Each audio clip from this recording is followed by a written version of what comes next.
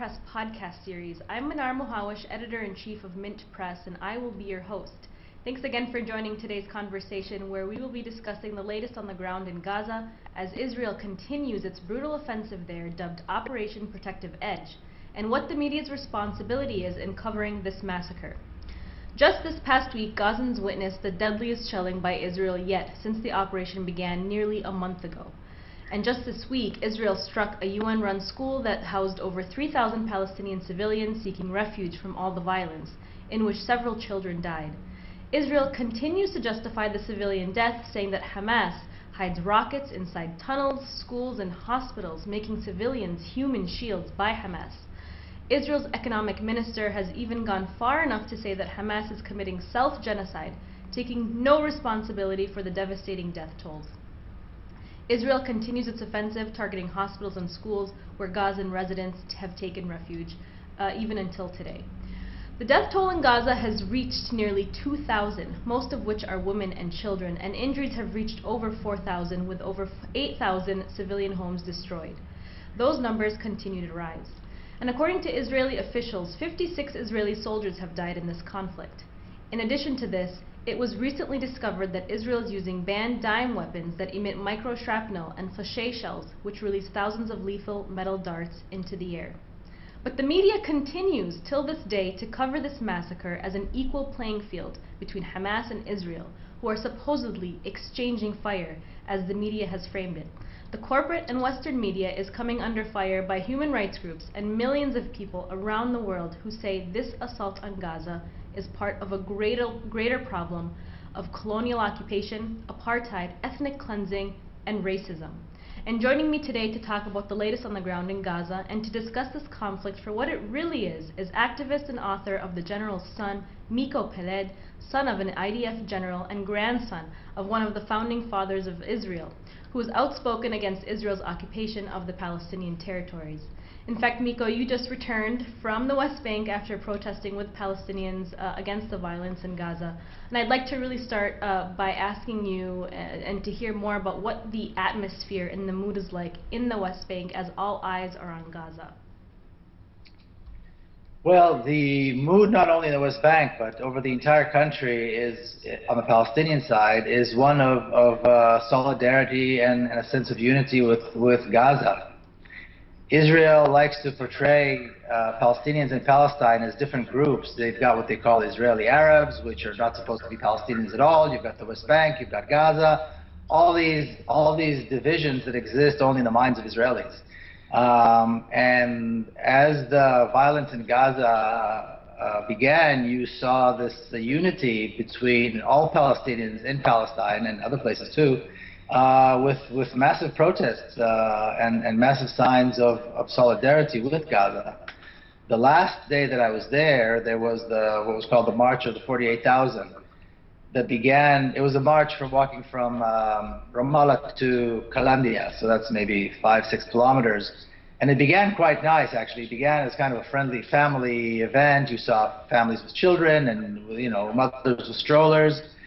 But as we approached the Kalandia checkpoint, which was completely fortified and, you know, unpassable, you started hearing the live ammunition, and then you started seeing the ambulances rushing in, and the shabab, the youth, you know, rushing in, and then being brought back in ambulances with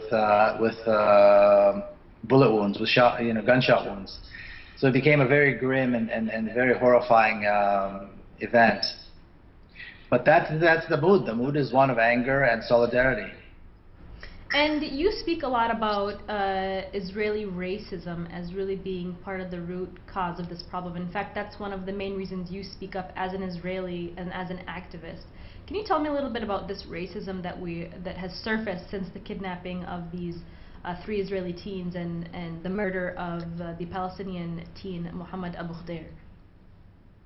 Well, Israel is like you very well expressed it earlier. Israel is a racist colonialist regime, and colonialist regimes, racism is always together with colonialists. You can't colonize a place unless you're racist and unless you're brutally violent. That's the only way to colonize.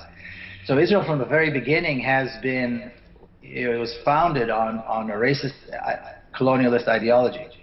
And the racism began at the very beginning, this idea that Europeans can come and live in Palestine, which was somebody else's country, take it from them, engage in a brutal ethnic cleansing, which is how the State of Israel was established.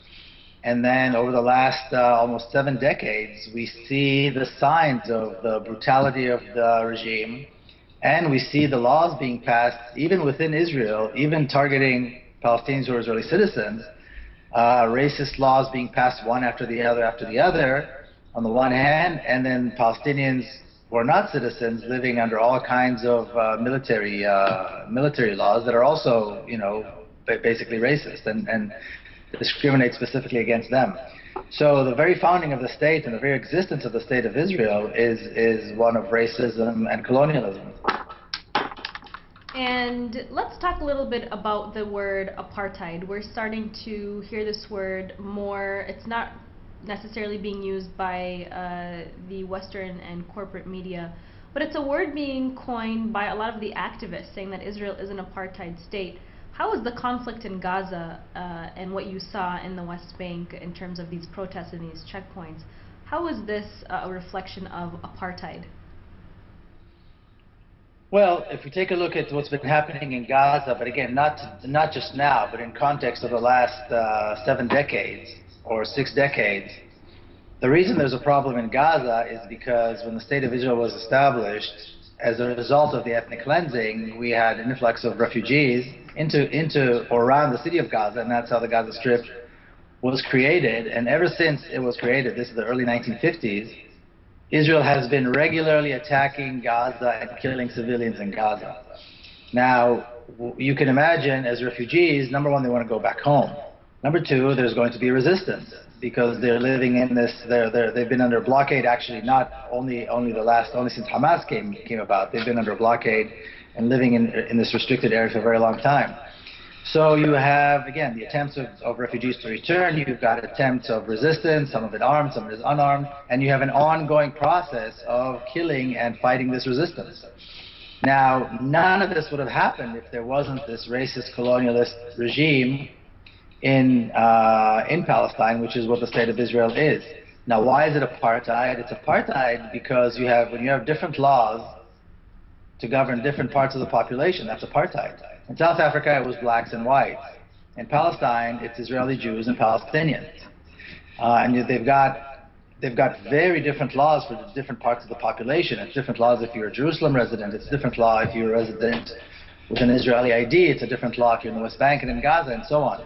So it's definitely an apartheid regime. There's no question about that. People are afraid to say it because, of course, it makes Israel look bad, and it begs the question, if this is an apartheid regime, why are we not fighting it? Why are we not resisting? Why is there not the same movement that existed to try to topple apartheid in South Africa? So this is why leaders in the West and the mainstream media don't want to discuss this. But there's absolutely no question that this is an apartheid regime, and the violence is a result of the apartheid regime, because to maintain the apartheid, they have to engage in brutal violence. And let's talk a little bit about the so-called security fence, but what is being referred to as an apartheid wall. You mentioned that these protests, the 48K march was headed towards Colombia checkpoint. I know that the wall actually does go through Colombia. How is this also a reflection of apartheid, and what has this done to Palestinian communities? Well, the wall provides no security whatsoever. You can get in a car and go from West Jerusalem, which is the Israeli side of Jerusalem, all the way to Hebron and not be stopped, and then come back. I do that all the time. Day laborers go back and forth from both sides without a permit all the time. So this notion that somehow the wall provides security is a complete fabrication. It provides no security. The intention of the wall is to make life harder for Palestinians, to make travel more difficult, to make the very basic, most aspects of life impossible. And that's why the wall is there, and that's how it functions, and to grab more Palestinian land for the use of settlements and water and so forth. It's quite a convoluted and sophisticated project, and that is that's why it's there. And the sad thing is that you see Palestinians not able to go to their land, not able to go to school, not able to go to work properly and so forth, whereas and surrounded by Israeli settlers and surrounded by the Israeli army, in the hopes that they'll either die or leave. And that's really what the wall is about. That's exactly what the siege in Gaza is about. It's exactly what the racist laws are about. It's an entire system that functions in order to serve the apartheid regime. So let's move on to the current crisis in Gaza. It's being referred to, or it's actually being framed in the media as an equal playing field between Hamas and Israel. Basically, they're exchanging fire, and that Hamas is actually using civilians as human shields, and that's Israel's way of justifying the civilian deaths. How is this a massacre? I mean, how do we really describe this massacre, I guess you could say, these killings and this assault on Gaza? How do you think the media should present this conflict? I think that you just have to look at the images. You just have to see when planes drop tons and tons of bombs on areas that are predominantly civilian and densely populated. How is it not a massacre? There is no other way. Now, everybody knows, although they don't like to mention this, everybody knows there's never been a Palestinian tank. There's never been a Palestinian F-16. There's never been a Palestinian regular army, ever, in the whole history of the conflict. So, we know that there are no tanks. We know that there's no security threats. We know that there's no real military threat. Yet we see an operation, not the first one, where planes dropped thousands and thousands of tons of bombs on a densely populated area.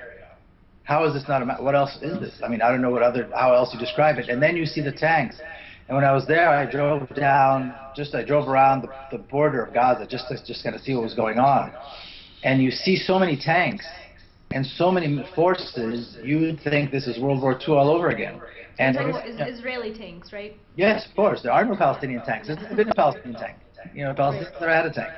So there's nothing in Gaza in terms of a military. There's nothing in Gaza that really that is really a threat to Israel.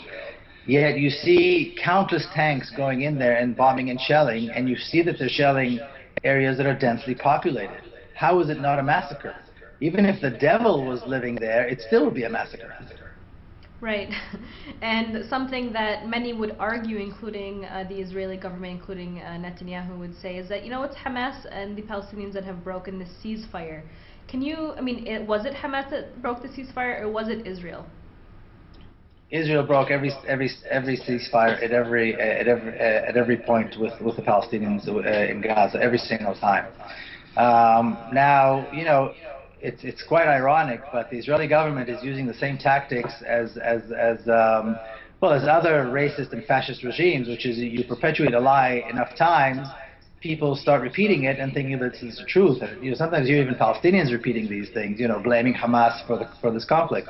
Hamas is a resistance organization. Hamas would never have been created if it wasn't for the brutality of the occupation, for the oppression, and for the killing of innocent civilians. Hamas was created as a response to this, as a resistance organization, which, by the way, the resistance is sanctioned by international law and by United Nations resolutions. So if anybody's here in breach of anything, it's Israel with its brutality. Now, they are all used to blaming the victim. That's what they always do. They attack and kill with a brutal force, and then they blame the victim for resisting, for raising their heads. This is the central issue here, and this is what is amazing is that what I'm saying now, every blind and deaf person can see and hear this. You don't have to be a genius to hear and see this, yet in the West, people pretend like they're living in another world, like their heads are so far in the sand that they can't hear or see anything. It's absolutely absurd. Okay, so I just have two more questions for you, and one is this argument, and you kind of mentioned this a little bit before, but this argument that Hamas is using human shields. Obviously, there has been no evidence and no proof of this yet, but yet Israel has been basically bombarding the media with this term that Hamas is using human shields. Can you tell me a little bit about why they're using that, and From my understanding, there is no evidence of this, but what is your understanding of this term, human shields? There is no evidence of this. Israel uses it because it works. Israel has managed to create both, actually not just Israel, Israel and the United States have managed to create this image that Hamas is a bunch of radical monsters with some kind of supernatural powers that they can threaten the world and they can threaten Israel and all of this. And this idea of human shield seems to work. I mean, they throw out all these little snippets, all these little sound bites, and when something works, they repeat it. So they repeat anti-Semitism, they repeat the Holocaust, they repeat human shield, because people hear it and somehow respond, and then you have to start now to defend Hamas and make sure that they did or didn't use human shields. And now we're spending, an entire program talking about whether or not they used human shields, which is really not the issue here. There is no evidence that they used it, that they used human shields. I don't know how you would even, it's an absurd proposition, but then Israel now takes over the conversation. I think these things should be ignored. It's like the anti-Semitism, it's all nonsense. It has to be ignored. The only thing that's important is that Israel must stop the violence. Israel has to be forced to lift the siege. Israel has to be forced to rebuild and pay restitution to the people in Gaza. This has to be the conversation. And Israel has to unconditionally and immediately stop killing people. And lastly, I know that you're a supporter of the BDS, the Boycott, Divestment, and Sanctions movement. Can you tell me a little bit about that and why it will work, or why it could work, and how it could end the violence? Well, Israel has to be held accountable for its crimes. And as we've seen in the case of South Africa, BDS works. Imposing boycotts, divesting, and imposing sanctions on a country that commits crimes like the crime of ethnic cleansing and apartheid and massacres works. It's principled, it's non-violent. Like I said, it's proven itself in South Africa. It's already proving itself in Palestine too. We've seen, if you look at the record of the BDS movement over the last 5-6 years, we see increasingly that it's becoming more and more successful. People are recognizing that it's important. People are recognizing that it's effective. We see the Prime Minister's office in Jerusalem spending hours and spending millions of dollars trying to combat the BDS movement. We see the Israeli lobby now on the defensive trying to combat the BDS movement. So I think it's something that everybody should support, and it's something that everybody can support, and it's a very simple way to join the struggle and support this very just struggle. How do people join that? Well, you just look at the product that you buy, and if it's made in Israel, you put it down. Okay. You don't buy it. Simple as that. Simple as that. It's simple as that. If you want to take it to the next step, you go to the manager and you say, this, I'm not going to buy these things. This is made in Israel, and you should be aware that, this is the reality here. It's a very easy thing to do. Well, thank you so much, Miko, for joining me today. You can find this podcast through our Mint Press iTunes channel and on our website. But the conversation is far from over, as we'd like to hear more from our readers and listeners about the violence in Gaza, media coverage of this human rights crisis, and if you think Israel is indeed an apartheid. You can also post on our Facebook page in our comment section to our pinned post featuring this podcast. Make sure to like this video on YouTube and subscribe to our YouTube channel for more Mintcast interviews.